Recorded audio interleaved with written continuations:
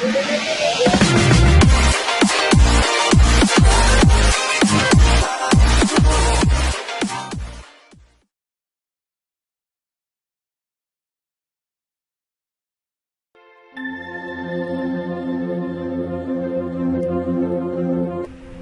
کے دامن میں ایک بستی کے 3 اطراف پھیلے ہوئے باغات میں خزاں کے اثرات ظاہر ہو رہے تھے۔ جنوب کی سمت سیرا نوادہ کی بلند چوٹیوں پر دور دور تک پہلی برف باری ہو چکی تھی۔ سلمہ اپنا قلعہ نما مکان کی چھت پر دھوپ میں لیٹی ہوئی تھی۔ 50 سال کی عمر میں بھی اس کے چہرے پر جوانی کی تازگی تھی۔ عاتقہ ایک 14-15 سال کی صحت مند لڑکی، جس کا ذہین اور خوبصورت چہرہ عرب، بربر اور ہسپانیہ کی بہترین نسوانی خصوصیات کا آئینہ دار تھا، ہاتھ میں کتاب لیے زینے سے نمودار ہوئی اور آگے بڑھ کر سلمہ کے پاس قالین پر بیٹھ گئی۔ چچی جان، اس نے کتاب کھولتے ہوئے کہا، میں سعید کے گھر کتاب لینے گئی تھی۔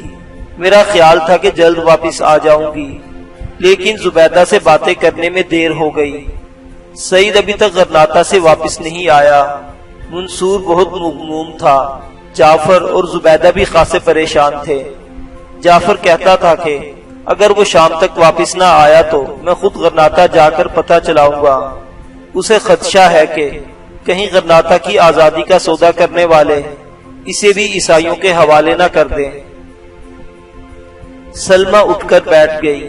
اس نے نو عمر لڑکی کو تسلی دیتے ہوئے کہا، عاتقہ، مجھے معلوم ہے کہ سعید کے متعلق اس کے بھانجے اور نوکروں کی نسبت تم کہیں زیادہ پریشان ہو، لیکن تمہیں اطمینان رکھنا چاہیے۔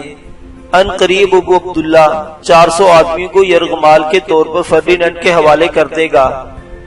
اس کے بعد یہ خدشہ نہیں ہو سکتا کہ اہل غرناطہ معاہدہ صلح کے خلاف کسی کو زبان کھولنے کی اجازت دیں۔ ہماری بستی میں انہیں تمہارے چچا کے متعلق پریشانی تھی، اس لیے غرناطہ کے اکابر کو اصرار تھا کہ امین اور عبید کو بھی شامل کرنا ضروری ہے۔ تاہم یہ کوشش ہو رہی ہے کہ عمر کی طرح انہیں بھی فہرست سے نکال دیا جائے۔ عاتقہ نے کہا، چچی جان، میں سعید کے متعلق اس لیے پریشان ہوں کہ اس کے سوا منصور کا کوئی سہارا نہیں۔ سلمہ نے کہا، بیٹی، میں تمہارے چچا سے کہوں گی کہ وہ کسی نوکر کو غرناطہ بھیج کر اس کے متعلق پتہ چلائے، لیکن تمہیں بار بار سعید کے گھر نہیں جانا چاہیے۔ اب تم بڑی ہو گئی ہو۔ سعید بڑا اچھا لڑکا ہے اور تمہارے چچا بھی اسے بیٹوں کی طرح چاہتے ہیں، لیکن عمیر پسند نہیں کرتا کہ تم اس کے ساتھ میل جول رکھو۔ عاتقہ کا چہرہ غصے سے تمتما اٹھا اور اس نے کتاب ایک طرف رکھتے ہوئے کہا، اور آپ کو معلوم ہے کہ میں عمیر کا نام سننا بھی پسند نہیں کرتی۔ سلمہ مسکرائی، مجھے معلوم ہے اور مجھے خود بھی اس کی عادات پسند نہیں، لیکن تمہارے چچا اسے عبید اور امین سے زیادہ پیار کا مستحق سمجھتے ہیں، اور ان کا خیال ہے کہ جب تم بڑی ہو جاؤ گی تو ممکن ہے وہ تمہیں اس قدر قابل نفرت نظر نہ آئے۔ چچی جان، آپ کیا کہہ رہی ہیں؟ بیٹی، میرا مطلب یہ نہیں تھا کہ تمہیں کوئی مجبور کر سکتا ہے، لیکن تمہارے چچا جان کہتے تھے کہ عمیر چند دن تک گھر پہنچ جائے گا، اس کی موجودگی کا تمہیں ذرا احتیاط برتنی پڑے گی۔ یوں بھی اب تمہارا گھر سے نکلنا اچھا معلوم نہیں ہوتا۔ میں جعفر کی بیوی سے کہوں گی کہ وہ ہمارے گھر آ جایا کرے۔ عاتقہ کچھ دیر خاموش رہی، پھر اس نے کہا، اگر چچا جان عمیر کی سفارش کر سکتے ہیں تو بھائی امین اور عبید نے کیا قصور کیا تھا؟ سلمہ نے جواب دیا، وہ انہیں بھی بچانا چاہتے تھے، لیکن ابو القاسم نے یہ کہا تھا کہ اگر آپ کے تینوں بیٹے نکال لیے جائیں تو دوسرے بھی یہ مطالبہ کریں گے، اس لیے ان میں سے صرف ایک کو روک لینے کا وعدہ کر سکتا ہوں۔ عاتقہ نے کہا، اور چچا جان نے امید یا عبید کے بجائے عمیر کا نام پیش کر دیا۔ ہاں، میرا سوتیلا بیٹا ان کی کمزوری ہے، اور اس کی ماں بھی ان کی بہت بڑی کمزوری تھی۔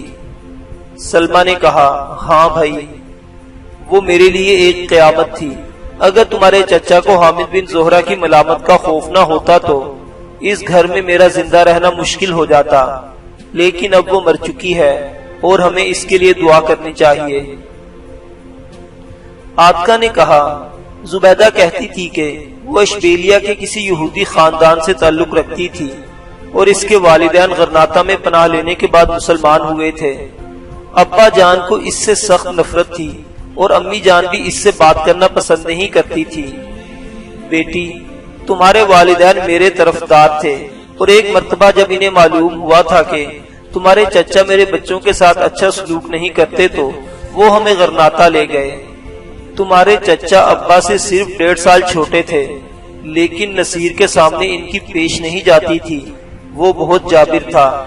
اس علاقے کا کوئی آدمی اس کی آنکھوں میں آنکھیں ڈال کر بات نہیں کر سکتا تھا۔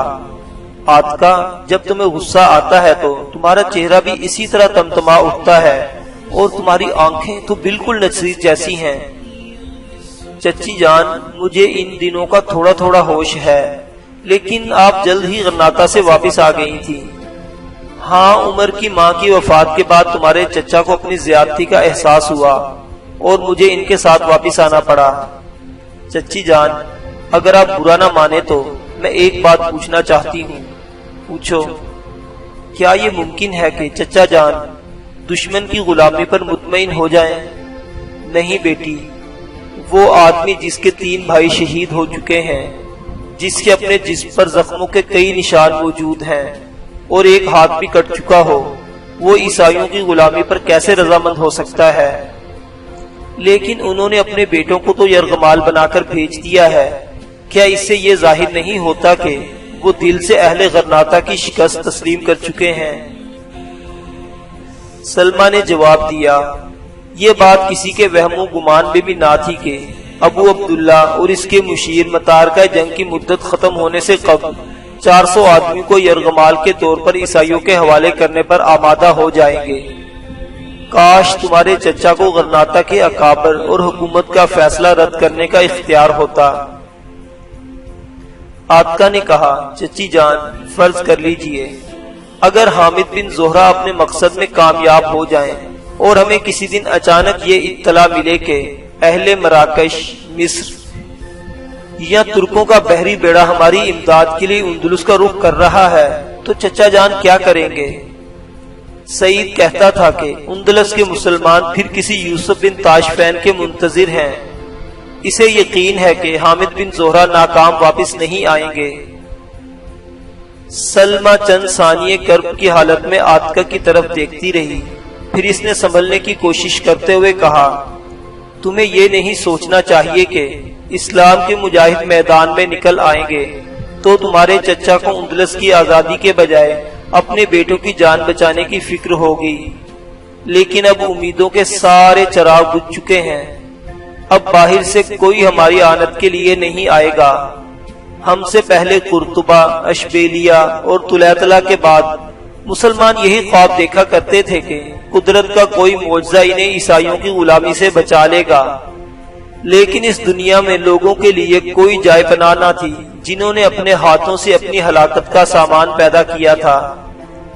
یوسف بن تاشفین ان لوگوں کی قربانیوں کا صلہ اور انعام تھا جنہوں نے طوفانوں میں امید کے چراغ جلائے تھے۔ اس مرد مجاہد نے ان علماء حق کی دعوت پر لبیک کہا تھا جو اسلام کی سربلندی کے لیے قید و بند کی صورتیں برداشت کیا کرتے تھے۔ اس زمانے کے ملائک الطوف گمراہی کا راستہ اختیار کر چکے تھے۔ ان کی باہمی رقابتوں نے اندلس کو تباہی کے کنارے پر پہنچا دیا تھا، لیکن قوم کا سواد اعظم اپنے حال و مستقبل سے غافل نہ تھا۔ عوام اپنی آزادی کے اندرونی بیرونی دشمنوں کو پہچانتے تھے اور ان کی صفوں میں وہ رہنما موجود تھے جو گروہوں، قبیلوں اور نسلوں کے درمیان ابھرنے والی منافرت کی دیواریں توڑ سکتے تھے۔ یہی وجہ تھی کہ جب یوسف بن تاشفین نے اندلس کے ساحل پر قدم رکھا تو پوری قوم اس کے استقبال کے لیے کھڑی تھی۔ عوام کا اجتماعی شعور اس قدر بیدار تھا کہ ملوک الطوائف بھی اس کے جھنڈے تلے جمع ہونے پر مجبور ہو گئے تھے۔ لیکن غرناطہ کے امراء آج امن کے لیے اپنی آزادی کا سودا کرنا چاہتے ہیں۔ عوام کے اجتماعی احساس کی دولت لٹ چکی ہے۔ ہمارے علماء اس خود فریبی میں مبتلا ہے کہ جب فرڈینانڈ غرناطہ پر قابض ہو جائے گا تو وہ آرام کی نیند سو سکیں گے۔ غازیان اسلام نے اپنا خون پیش کیا تھا لیکن اہل غرناطہ اس مقدس خون سے اپنی آزادی کا چراغ روشن نہ کر سکے۔ اگر اس قوم میں زندگی کی کوئی رمق باقی ہوتی تو موسیٰ بن ابی غسان کے حوصلے اس کے لیے ایک آہنی حصار کا کام دے سکتے تھے، لیکن جب وہ عظیم مجاہد اپنی آخری تقریر کے بعد ابو عبداللہ کے دربار سے نکل رہا تھا، اس وقت اس کی آنکھیں آنسوؤں سے لبریز تھیں۔ عاتکہ نے کہا، چچی جان، ہمیں مایوس نہیں ہونا چاہیے۔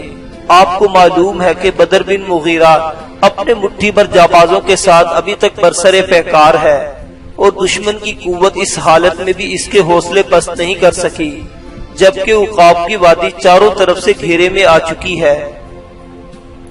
مجھے معلوم ہے، لیکن یہ مٹھی بھر مجاہد پوری قوم کے گناہوں کا کفارہ ادا نہیں کر سکتے۔ تمہارے چچا کہتے تھے کہ عقاب کی وادی غرناطہ سے کٹ چکی ہے، اور ہمیں یہ بھی معلوم نہیں کہ وہ اب کیسے حوصلہ شکن حالات میں دشمن کا مقابلہ کر رہے ہیں۔ ان کی رگوں میں کتنا خون باقی رہ گیا ہے، اور اس خون سے وہ کتنی مدت تک اپنی آزادی کے چراغ روشن رکھ سکیں گے۔ ہم صرف اتنا جانتے ہیں، انہوں نے غلامی کے بجائے شہادت کا راستہ اختیار کیا، اور وہ ان انسانی عظمتوں کے امین ہیں جو ایک مرد مومن کو فتح و شکست سے بے نیاز کر دیتی ہیں۔ اہل غرناطہ میں اتنی ہمت نہیں کہ وہ ان کی تقلید کر سکے۔ ہم صرف زندہ رہنا چاہتے ہیں، اور زندگی ہم سے اپنا دامن چھڑا رہی ہے۔ ہماری حالت اس انسان کی سی ہے جو موت کے خوف سے اپنا گلا گھونٹ رہا ہو۔ اہل غرناطہ کی بے حسی کا اس سے بڑا ثبوت اور کیا ہو سکتا ہے کہ موسیٰ جیسے اولو العزم سپاہی کی چیخیں بھی ان کے ضمیر کو بیدار نہ کر سکیں، اور جب وہ شہادت کی تمنا لے کر ابو عبداللہ کے دربار سے نکلا تھا تو تنہا تھا۔ عاتکہ نے کہا، لیکن غرناطہ کے چند امراء اور علماء اپنی قوم کی قسمت کا فیصلہ نہیں کر سکتے۔ مسلمانوں کو صرف کسی حوصلہ دینے والے کی ضرورت ہے۔ خدا کرے حامد بن زورہ اپنے مقصد میں کامیاب ہوں، پھر آپ دیکھیں گی کہ سیرا نوادہ کے دامن میں مسلمانوں کی ہر بستی حریت پسندوں کا قلعہ بن چکی ہے، اور غرناطہ کے عوام بھی جاگ اٹھے ہیں۔ سعید کہتا تھا کہ غرناطہ کے عوام اب بھی کسی اشارے کے منتظر ہیں۔ غرناطہ کے عوام اس دن کا انتظار کر رہے ہیں جب فرڈینینڈ الحمرا میں داخل ہوگا، اور چند ہفتوں کے بعد ان کے مقدر کی وہ تاریک رات شروع ہو جائے گی جس کے لیے کوئی سحر نہیں ہوگی۔ اللہ سے دعائیں مانگو، اگر اس ملک سے ہمارا باہر کوئی مددگار ہے تو وہ جنگ بندی کی مدت کے اختتام سے پہلے یہاں پہنچ جائے۔ جہاں تک اہل غرناطہ کا تعلق ہے، انہیں تو اس بات کا بھی یقین نہیں رہا کہ حامد بن زہرہ زندہ ہے۔ خدا کے لیے ایسا نہ کہیے، وہ زندہ ہیں، وہ ضرور آئیں گے۔ بیٹی، میں تمہیں موہوم امیدوں کے چراغ جلانے سے نہیں روک سکتی، لیکن میری نگاہوں کے سامنے ایسی تاریکیاں ہیں کہ میں کسی طرح بھی روشنی کا تصور نہیں کر سکتی۔ چچی جان، میں فرڈینینڈ کی غلامی نہیں دیکھ سکوں گی۔ جس دن مجھے یقین ہو جائے گا کہ اب ہمارے لیے غلامی کا کوئی چارہ نہیں تو میں یہاں نہیں رہوں گی، میں اپنے ماموں کے پاس چلی جاؤں گی، اور الفجارہ کے حریت پسندوں کا ساتھ بھوکا رہنا پسند کروں گی۔ ابا جان کہا کرتے تھے کہ ایک مسلمان کے لیے آزادی کی زندگی سے بڑا انعام شہادت کی موت ہے۔ عاتکہ کی آنکھوں سے آنسو چھلک رہے تھے۔ وہ اچانک اٹھی اور آنسو پوچھتی ہوئی چھت کے کنارے پر پہنچ کر جنوب مشرق کی طرف سیرا نواد کی برفانی چوٹیوں کی طرف دیکھنے لگی۔ سلمہ نے اٹھتے ہوئے کہا، عاتکہ آؤ، اب ہوا سرد ہو رہی ہے۔ عاتکہ نے مڑ کر دیکھے بغیر جواب دیا، چچی جان آپ چلیے، میں ابھی آتی ہوں۔ سلمہ زینے کی طرف چل پڑی۔ عاتکہ تھوڑی دیر دائیں طرف مڑی اور چھت کے دوسرے کنارے ایک گز اونچی منڈیر پر کوہنیاں ٹیک کر مغرب کی طرف دیکھنے لگی اور ماضی کے دھندلکوں میں کھو گئی۔